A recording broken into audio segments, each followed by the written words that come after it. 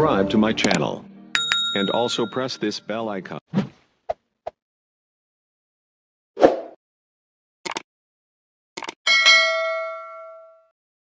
Dakika 90 nzuri sana kwa upande wa timu zote mbili, kwa sababu mechi ilikuwa imebalance. Sikuiona Al Ahly ile ambayo muda mwingi inaweza ikakusaka kutafuta matokeo ya ushindi. Lengo lao nafikiri leo lilikuwa ni moja tu, walikuja kwa ajili ya kutafuta angalau sare. Sibula vizuri walikuwa wanacheza kwenye gia muda mwingi mwa mchezo. Nilikuwa namwangalia mwalimu Jesse Thorap kwenye eneo la system ya kiuchezaji, alikuwa anazuia na 4-3-3, lakini 4-3-3 yake alikuwa anakabia kuanzia eneo la katikati mwa uwanja kuja huku chini, lakini hata kwenye kufanya build up alikuwa anafanya build up from the back. In Africans walikuwa hawaendi kutia pressure sana kwenye lango la timu ya Al Ahly, lakini bado walikuwa hawalazimishi makosa Al Ahly either kujichanganya wakapoteza mipira kirahisi, In Africans ili waweze kufanya turnovers. Hicho kitu kiukweli mimi sikukiona.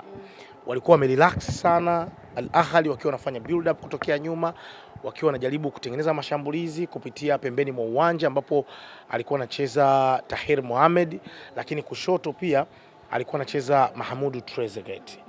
Niliona zaidi wakiwa wanapitia kule pembeni. Leo walikuwa wanamkosa Imam Ashur, mtu ambaye alikuwa na hudumu kwenye lile eneo la nyuma ya mshambuliaji bana mdogo Marwan Othman.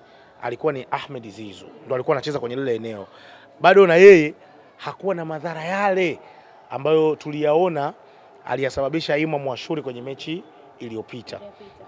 Kwa ulikuwa unaiona Al Ahly zaidi ikiwa inajaribu kucheza kwenye gia na kuja kutafuta sare, kwa sababu wao sare inawanufaisha, kwa sababu wao wanapata alama 8.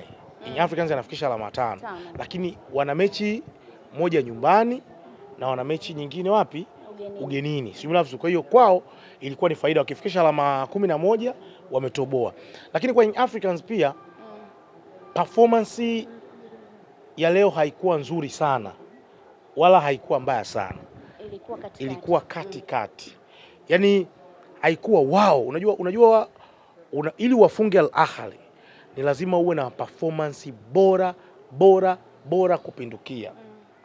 Ukiwa na performance ya kawaida uwafunge Al Ahly. Walianza vizuri sana In Africans kwa nidhamu kubwa sana, wakiwa na utulivu wa hali ya juu. Ndio maana mwalimu aliamua kucheza na mabeki 4 wenye asili ya kucheza katikati. Mabeki 3 wenye asili ya kucheza katikati. Alafu beki mmoja ndio alikuwa fullback. Lakini kuna muda alikuwa anajaribu kutumia wingback, kwa maana ya kwamba kuna muda alikuwa anamtumia bwana mdogo Alan Okello ama Max Nzengeli kucheza kama wingback wa kulia. Sibula vizuri. Leo Israel Patrick Mwenda, Atola Kwasiao, Kibwana Shomari walianzia wapi? Walianzia benchi. Lengo na madhumuni ni kutengeneza compactness kwenye eneo la ulinzi. Lakini juu yao alikuwa Mohamed Damaro Kamara, ambaye yeye kazi yake ilikuwa ni kuilinda hii back 4 na kutokufanya makosa mengi ambayo yangeweza kuigharimu In Africans. Hilo alilifanya kwa ufanisi mkubwa sana Mohamed Damaro Kamara. Leo alikuwa katika kiwango bora. Bato yake na mtu kama Aliou Dieng ilikuwa kubwa sana. Alikuwa ampi hiyo chance ya kuweza kuidrive Al Ahly kuja kufika kwenye lango la In Africans kirahisi na kuleta madhara. Alikuwa atoi hiyo room ya kufanya link up kati ya Ahmed Zizu ama kile kiungo cha ushambuliaji na wakina Aliou Dieng ama Marwan Atia kwa ajili ya kuidhuru ya In Africans. Kwa leo Mohamed Damaro Kamara alifanya wanasema majukumu yake kwa usahihi sana. Lakini shida ambayo niloiona mimi, ukiacha kiwango cha Pacome Zouzoua ambaye leo angalau alikuwa na drive team kwenda mbele, yeye peke yake kuna muda alikuwa anaichukua ile safu ya ulinzi ya Al Ahly, anaingia nayo, anajaribu kupiga mipira ya hatari, akawa anajaribu hata kupiga, lakini bado ilikuwa ni ngumu. Ukiacha hivyo, bado sikuona performance nzuri kwa wachezaji wote ambao walioanza. Duke Abuya, ukiacha shooter aliyopiga Alan Okello, bado leo hakuwa na madhara sana. Lakini pili, angalau Depo alikuwa anafanya link up play. Kilichonishangaza sijui mwalimu nini alichokifanya kwenda kumuingiza mtu kama Prince Dube. Subira vizuri, naamini kuna sababu nyingine angeifanya ingekuwa ni bora zaidi kuliko kumtoa Depo ambaye kuna muda alikuwa anawashughulisha sana bwana mdogo Marey pamoja na Yasser El-Anif ambaye baadaye alikuja akaumia. Sijui kwa nini alifanya vile. Kwa hiyo ukifanya tathmini ya mchezo mzima kiufundi, unagundua kabisa kwamba Young Africans leo hii hawakucheza vizuri sana wala hawakucheza vibaya sana, haswa kwenye eneo la ushambuliaji ambalo kwangu mimi lilipaswa leo kuwa bora zaidi, kwa sababu Young Africans walikuwa wanazihitaji hizo alama tatu kwa udi na uvumba. Hata aina ya goli walilopata Young Africans leo hii alikuwa kwenye open play, yani tuwafungue Al Ahly kwa ubora alikuwa nao, labda Pacome, labda Alan Okello, labda Depu, labda bwana mdogo Nandi Duke Abuya au Max Nzengeli. Ilikuwa goli walilopata Young Africans lilitengenezwa kwenye kiwanja cha mazoezi. Ile faulo walioipata Young Africans na kufunga lile goli lile lilikuwa ni kwenye kiwanja cha nini, cha mazoezi, lakini sio kwenye open play, ambapo unasema Young Africans leo unaona kabisa wana matamanio kuweza kupata wana matamanio kuweza kupata ushindi. Unajua ile do or die ilipaswa kuonekana leo kwamba Young Africans lazima wapushi mashambulizi ili kuweza kupata nini, kuweza kupata matokeo mazuri, kwa sababu mimi nisingeshangaa Young Africans kufungwa na Al Ahly. Usingeshangaa? Nisingeshangaa kwa sababu naamini Al Ahly ni bora kuliko Young Africans. Ila ingekuwa ni surprise kwangu na ingekuwa ni furaha zaidi kwangu Young Africans kama angeweza leo kumshughulisha Al Ahly ipasavyo na kuweza kumfunga. Sio mbaya, wampata alama moja Young Africans, sio mbaya, lakini bado haiwaweki kwenye mazingira mazuri ya kuweza kufuzu kwenye hatua inayofuata. Klabu bingwa barani Afrika ina maana kuna hatihati ya kuzikosa timu zote mbili kwenye hatua ya robo finali. Kwangu mimi imeniuma. Jana tulivyozungumza, kuna aina ya kikosi ambacho ulikitaja ukasema kama kocha akiamua kuingia na hicho kikosi basi Ahly achomoki. Tuzungumzie kikosi ambacho alikichagua kukianzisha kocha wa Young Africans Pedro Gonçalves. Kilikuwa na mapungufu ya aina gani kikosi cha kwanza? Binafsi kwanza mimi nisingeanza na Alan Okello. Mimi nisingeanza na Alan Okello. Mimi nisingeanza na Alan Okello. Starboy. Mimi nisingeanza naye. Kwenye ile front 3 mimi ningeanza na Pacome Zouzoua, Depu na Max Nzengeli kulingana na mahitaji ya mechi. Kwa nini hao watu watatu? Hao watu watatu wote wana energy, lakini kama haitoshi, hao watu watatu wana uwezo wa kukokota mpira, alafu ni ngumu kuweza kuwanyang'anya mpira, na wana hatari sana wanapofika kwenye box la timu pinzani. Watu watatu. Kwenye eneo la kiungo nilikwambia anapaswa kucheza Mohamed Damaro Kamara na Duke Abuya, kwa sababu Duke Abuya ana uwezo wa kuidrive timu kwenda kwa wapinzani, yani ana huo uwezo. Alafu Mohamed Damaro Kamara sote tumeshuhudia leo performance yake kwenye kuilinda ile back four. Hakuna mtu ambaye amedoubt. Si bila vizuri. Alafu wale ma wing back mimi ningeweka watu ambao wana uwezo wa kwenda kushambulia. Yani mimi kiukweli nisingeriski kwenda na Dickson Job kwa sababu ya kuzuia. Kwa sababu labda nipate alama moja. Ni mimi lakini. Na jana ulimweka bench. Weka bench. Ule upande wa kulia kama asingecheza Max Nzengeli kama wing back, ule upande mimi naamini kati ya Tola kwa Siao ama Israel Patrick Mwenda alikuwa anafaa kucheza ule upande. Wangewashughulisha sana Mohamed Trezeguet pamoja na Ahmed Nabil Kuka ule upande. Alafu upande huu wa kulia kuliko kuanza na Shadrack Kiboka ambaye muda mwingi sana end product yake inaonekana kuwa ya kawaida. Kwangu mimi end product ya Shadrack Kiboka ni ya kawaida. Ningeanza na Mohamed Hussein Shabalala Zimbwe Junior. Kwa sababu kumbukeni, hii ni mechi ambayo Young Africans alipaswa kufanya nini? Kushinda. Sasa hivi na wenyewe wamekaa wanaanza kuiombea mabaya Farabat ama JS Kabylie. Wakati kila kitu kiko kwenye mahakama yako ulishindwa kuperform. Ila baada ya kupata sare sasa hivi unaanza kuiombea Farabat na nani na JS Kabylie. Al Ahly anafungika. Ila unapaswa kujipanga. Unajipanga vipi? Inabidi umsurprise. Umeona kama vile Young Africans waliwahi kupata goli mapema. Baada ya kupata goli, na maana kama Young Africans wangekuwa na hao watu wa kushambulia mara kwa mara, walikuwa na uwezo kuwafunga. Baada ya kupata goli, kuna eneo unaweza ukaweka break. Bora mtu uwe. Lakini pili, kwa nini mimi nilikuwa nataka aanze Frank Yansiki, Ibrahim Baka pamoja na Bakari Nondo Mwamnyeto? Kwa sababu ya Elio Balls. Salome. Timu zetu zote kuanzia timu ya taifa, klabu, subira vizuri. Zote hizo timu zote hizo. Trust me. Mipira ya juu, aerial balls, mipira ya juu hawawezi kuicheza. Hata goli walofungwa Young Africans leo hii limetokana na fouls, mpira wa juu umerudi, second balls, wakatufunga goli. Simela vizuri. Kwa maana kwamba sisi wa Tanzania kwenye eneo hilo, iwe Simba, iwe Yanga, timu ya taifa, fouls, crosses huwa ni ngumu sana kuzicheza. Kwa ukiwa na watu warefu wawili, commitment yao ni kubwa, watatu, commitment yao ni kubwa, uwezo mkubwa sana wa kiufundi, wana uwezo wa kucheza vizuri sana. Sio kwamba leo hawajacheza vizuri, wakina Dickson Jobu, wakina Bakari Ndo Mwamnyeto, wakina Ibrahim, sio kwamba hawajacheza vizuri. Wamecheza vizuri sana. Sio vizuri.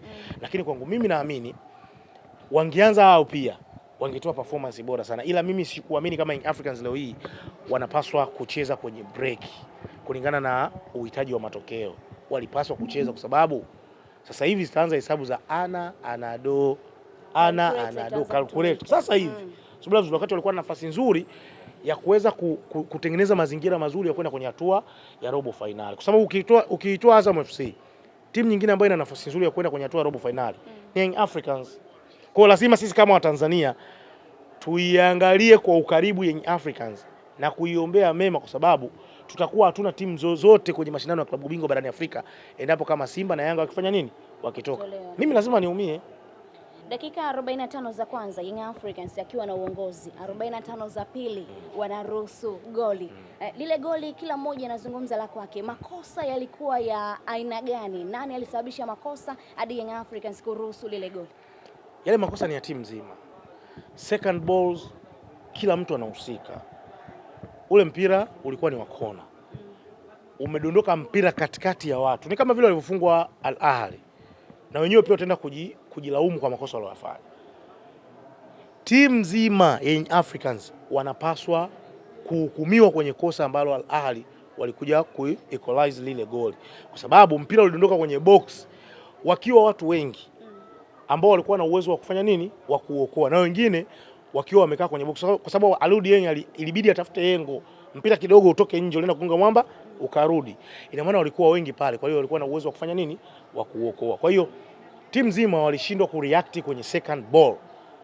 Baada ya kona ambayo kiuhalisia walijaribu kucheza, na ndio mipira ambayo nimesema inakuwa inatuumiza sana wa Tanzania. Kona, fouls, crossi zinatuumiza sana. Second balls zile huwa tunashindwa sana kuziondoa, ama kucheza mpira ya vichwa inatusumbua mno. Kwa hiyo wote wale waliokuwa pale kwenye lile box walihusika, sio kumtupia lawama mchezaji mmoja mmoja. Hiyo kwangu mimi nakataa. Majina ya wachezaji ambao walikuwa wanatazamiwa kwenda leo kuonyesha kitu gani hasa kimewafanya Young Africans kuwasajili ni pamoja na Dep Alan Okello, pamoja na Mohamed Damaro Kamara. Tuzungumzie performance za wachezaji kwa sababu wote tunaamini usajili wa Young Africans ulibezi sana kwenye michuano ya kimataifa. Ukiacha shuti alilopiga Alan Okello akacheza Mustafa Shober, leo hakuwa na mechi nzuri. Leo hajacheza vizuri, leo kacheza vibaya. Mchezaji ambaye ameperform kwa kiwango kikubwa kwa wachezaji watatu ambao leo wameanza wamesajiliwa na Young Africans, ambaye ni performance bora zaidi leo ni Mohamed Damaro Kamara. Hivi unafahamu kwamba Mohamed Damaro Kamara leo ndio imekuwa mechi yake sijui ya kwanza ya pili kutoka bila kuruhusu kadi ya njano. Leo Mohamed Damaro Kamara, mimi nimemfuatilia akiwa Singida, akiwa sijui wapi. Mohamed Damaro Kamara akitoka bila kupigwa kadi ya njano, siku hiyo mnamshukuru Mwenyezi Mungu. Leo dhidi ya Al Ahly, mechi ngumu, amekutana na viungo bora Marwan Hati hapa Aludi Dieng, lakini bado amemudu kutoka bila kupigwa kadi ya njano. Kwangu mimi leo alikuwa na mechi bora sana Mohamed Damaro Kamara. Kiukweli Young Africans wamekosa tu matokeo ya ushindi, ila alistahili kuwa man of the match. Amelinda ile back 4, back 3 kuna muda vizuri mno. Amefanya kazi chafu sana mwanaume yule pale. Subiri kuna muda Aludi Dieng mpaka akawa amechoka mwenyewe. Sema hichi chuma hichi. Hichi chuma mbona hatari hichi. Subiri vizuri. So leo alikuwa na performance bora sana. Kwa Dep huwezi kumlaumu moja kwa moja kwa sababu Young Africans walikuwa wanacheza kwenye gia kwa muda mrefu. Na ndio maana nikasema leo sikuona kama Young Africans wameperform kwa kiwango hicho kwa sababu walikuwa hawaruhusu mipira mingi kwenda kwenye boxi kuwashambulia Al Ahly, mipira mingi kumfikia Dep. Kwa hiyo hakuwa na performance nzuri sana kwa sababu bado mipira mingi ambayo angehusika nayo moja kwa moja kupata sifa zetu sisi labda wachambuzi, mashabiki, hakuipata kwenye box. Kwa hiyo alikuwa na performance ya wastani peke yake. Mohamed Damaro Kamara, salute. Ukiachana hao maingizo mapya, wachezaji wengine ambao walipata nafasi, Pacome Zouzoua ambao kidogo uligusia kuhusiana na performance yake. Hebu tumzungumzie Pacome. Pacome.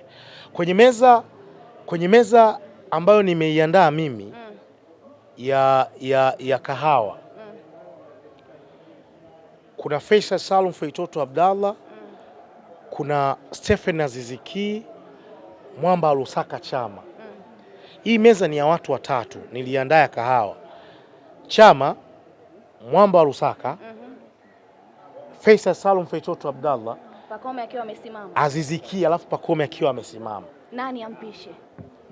Mimi namchomoa Aziz Ki rasmi, namweka Pacome Zouzoua kwamba ndio starman wa timu ambaye anaweza akakupa kila kitu bora na ukafurahia maisha ukiwa na klabu ya Young Africans. Kwenye wale watu watatu namchomoa Stephen Aziz Ki, namweka pembeni rasmi, namuingiza Pacome Zouzoua kwenye wale watu watatu bora zaidi ambao wamelishikilia hivi sasa soka la Tanzania, namuingiza Pacome Zouzoua, mwamba kabisa.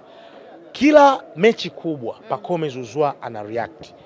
Mechi yote ambayo Young Africans wanahitaji matokeo mazuri, Pacome Zouzoua amekuwa bora sana kwenye kutoa hiyo performance. Kwangu mimi Pacome Zouzoua ni one of the best player ambaye sisi wa Tanzania tumebahatika kumshuhudia kiukweli. Leo alikuwa na performance nzuri sana peke yake kwenye lile eneo la ushambuliaji na kiungo cha ushambuliaji, ndio unaweza kusema kwamba alikuwa na performance bora kuliko mchezaji wote. Lakini Alan Okello, sijui nani, Maxi, Depu, tupa kule. Shadrack Isaac Boka, nafikiri ni makosa makubwa sana kuanza mbele ya Mohamed Hussein Shabalala Zimbo Junior. Shadrack Boka hapaswi kuanza mbele ya Mohamed Hussein Shabalala Zimbo Junior pale Young Africans inapohitaji matokeo mazuri. I'm telling you, ukubali ukatae, Shadrack Isaka Boka hapaswi kuanza mbele ya Mohamed Hussein Shabalala Zimbo Junior pale ambapo timu inahitaji matokeo mazuri. Leo ilikuwa sio kukaba. Leo ilikuwa sio kuwasubiria tu Al Ahly wawashambulie nyinyi. Leo ilikuwa Young Africans na wenyewe wanapaswa kureact kwenye kushambulia. Unamhitaji Mohamed Hussein Shabalala kwenye fullback ya kushoto ama wingback ya kushoto. Sikuelewa Pedro Gonçalves alitumia nini, vigezo gani kumpanga Shadrack Boka kwa sababu yeye ndio kocha. Lakini ukiniuliza mimi Salome, ukiniuliza mimi kwa dhati ya moyo wangu, alipaswa kuanza Mohamed Hussein Shabalala Zimbo Junior kwa sababu end product yake na anaposhambulia huwa anakuwa bora sana, tofauti kabisa na Shadrack Boka. Na ndio maana waangalie hata Al Ahly upande ambao alikuwa anacheza ule Shadrack Boka, alikuwa anacheza Mohamed, yani ana umbo kubwa, ni mrefu sana. Nani Mohamed, yani ni mchezaji wa kawaida, anatisha, lakini muda wote alikuwa na overlap, anakuja anafanya nini, anazuia. Huyo Mohamed, yani kama una mtu kama Shabalala mpe nafasi, anaweza akawapa kitu, sikufichi. Kama kuna eneo ambalo Pedro Gonçalves inawezekana kuna muda anajiferisha sana, ni ku overthinking na kuogopa baadhi ya mechi. Ili uweze kuwa timu kubwa, ili uweze kufanikiwa, lazima uwe na uthubutu. Sasa kuna eneo mimi nafikiri Pedro Gonçalves anakosa uthubutu, anakosa kabisa uthubutu. Shabalala alikuwa anastahili kwanza mbele ya Shadrack Boka. Umezungumza ukasema kwamba Young Africans walikuwa wana uwezo wa kuifunga Al Ahly. Tunaweza kusema kwamba kikosi cha Yanga sasa hivi kina ubora huo wa kuifunga Al Ahly. Young Africans sio bora kuliko Al Ahly. Al Ahly ni bora kuliko timu yoyote barani Afrika. Ila Young Africans wakicheza kwa nidhamu, utulivu kama walikuwa nao leo, wakatafuta wachezaji wazuri ambao wakafanya selection ya kikosi ya wachezaji wazuri ambao mimi naweza nikakutajia hapa, trust me, wanaweza kuwafunga Al Ahly. Subiri, Simba iliwahi kuwafunga Yanga goli 1-0 kama unakumbuka. Nani Al Ahly goli 1-0. Kwani Simba walikuwa ni bora sana kuliko Al Ahly? Tena ilikuwa tu hii ya makundi. Simba walikuwa ni bora sana kuliko Al Ahly. Simba hawakuwa bora kuliko Al Ahly. Simba vizuri. Lakini ile determination, Simba vizuri, kaangalia ile commitment ya wachezaji wa Simba. Alafu wakatumia ule ubora wa mchezaji mmoja mmoja walikuwa na alikuwa Luis Jose Miquissone Chama kwenye ubora wake, aina ya goli alilolifunga Luis Jose Miquissone, alafu discipline ya mchezo kuanzia dakika ya kwanza mpaka dakika ya mwisho Simba kulinda lile goli. Al Ahly waliondoka vichwa chini hapa Taifa, si vizuri. Kwa hata in Africans kwa namna kikosi chao kilivyo, kwa sababu ukiangalia Pacome, Dep, Maxi, Duke, Okello, sijui Damaro Kamara, wana majina Ibrahim Baka, nani Dickson Job, Djigui Diarra. Luxury ya kikosi ya Africans wanayo na wachezaji wao tayari wana uzoefu. Mimi naamini kwa level ile ya kati walikuwa nayo Young Africans walikuwa na uwezo wa kuwafunga Al Ahly. Umegusia kidogo nafasi ya Young Africans kwenda hatua ya robo finali. Tuizungumze sasa hapa kwa uzuri. Alama 5 hivi sasa, Ahly akiwa na alama 8 kwenye msimamo wa kundi lao. Unaiona wapi Young Africans kwenye ligi ya mabingwa barani Afrika msimu huu? Angalau kiukweli matumaini yalikuwepo, ila ikumbukwe Young Africans wapo kwenye kundi la kifo. Na nasisitiza tena, Young Africans wapo kwenye kundi la kifo. Kwa Young Africans kama watapita kwangu mimi kwenye lile kundi, wanastahili pongezi. Lakini tangu awali nilisisitiza kwamba Young Africans wapo kwenye kundi la nini? La kifo. It's not easy. So asilimia zinabaki pale pale. Young Africans tangia jana tulivyoongea, Young Africans ana asilimia 30 ya kufuzu kwenye hatua ya robo finali. Asilimia 30. Jana ulisema 50 kwa 50. Hapana. Au mimi ndo nimesahau. Bana wewe, sio 50 kwa 50. 50 kwa 50. Ilikuwa ni 50 kwa 50? Simba ndo uliwashusha 30 kabla ya mchezo. Bwana, ni kabla ilikuwa ni kabla ya mchezo. Hapana. Nitoa si bwana 30 au ni Simba? Simba ndo ulishusha. Naomba 30. Yes. Young Africans ukawa 50 kwa 50. Basi nashusha. Kama Young Africans niliwapa asilimia 50, leo natoa 20. Zinabaki 30 kufuzu kwenye hatua ya robo finali. Kama niliwapa 50. Kwa sababu mechi ilikuwa haijachezwa, Young Africans leo kaokota alama moja. Mechi inayofuata dhidi ya FAR Rabat, mechi nyingine dhidi ya JS Kabylie. Niliwapa asilimia 50, natoa 20, naweka asilimia 30. Young Africans ana asilimia 30 ya kufuzu finali, robo finali ya CAF Champions League. Kama Young Africans atafuzu robo finali ya CAF Champions League, kwangu mimi still yatakuwa ni maajabu kutokana na kundi alilokuwepo. Asante Kabu. Asante sana.